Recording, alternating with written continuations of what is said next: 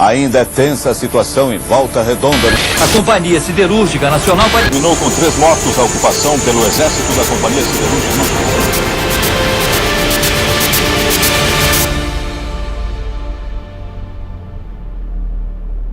A Diocese de Volta Redonda teve um papel fundamental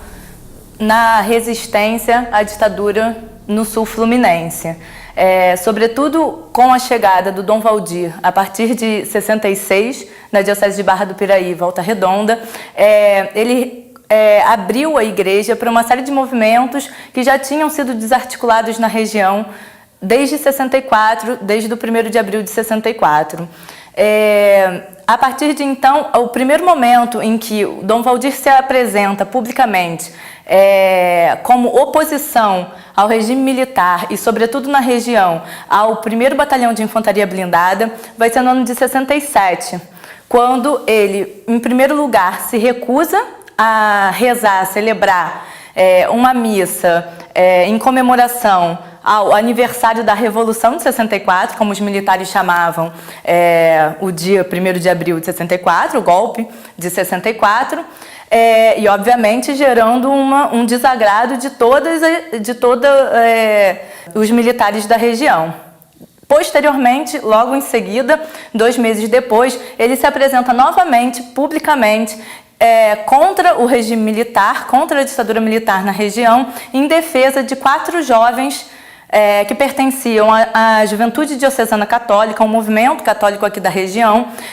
que haviam sido presos numa ação em que eles haviam distribuído os panfletos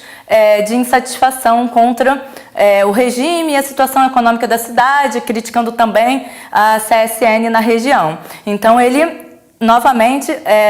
se lança em defesa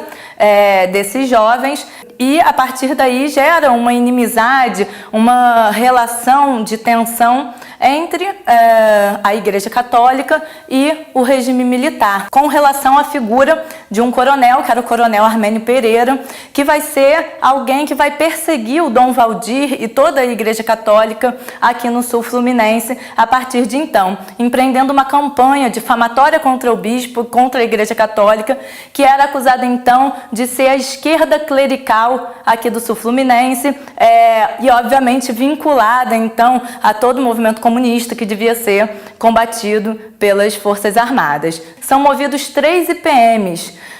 contra a Igreja Católica, envolvendo a Igreja Católica da região de maneiras diferentes. O primeiro IPM vai ser justamente esse movido contra a Judica, contra esses jovens da Judica que haviam sido presos. Um segundo momento em que é aberto um IPM chamado do IPM das torturas, onde o Dom Valdir denuncia a prática de torturas já em 69 dentro do Batalhão de Infantaria Blindada de Barra Mansa,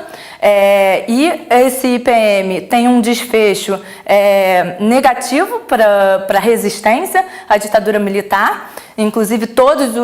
os militares que participaram desse IPM eram pessoas ligadas ao batalhão e, obviamente, a prática de torturas não foi comprovada, e, posteriormente, por conta dessas primeiras denúncias que o Dom Valdir havia feito contra as torturas,